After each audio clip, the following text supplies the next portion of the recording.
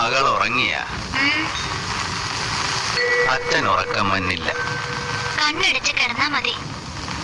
കണ്ണടച്ച ഒരേ കാഴ്ചകളാണ്. പെറ്റ് കണ്ണ് തുറക്കുന്നതിന് മുമ്പ് നിന്നെ എന്റെ കയ്യിലാട്ട് തന്നതാണ്. അതൊക്കെ കണ്ണിന്റെ മുമ്പിൽ തെളിഞ്ഞു വരികയാണ്. മകക്കറിയാവാ, അമ്മ ചോര പോയാണ് ചത്തത്.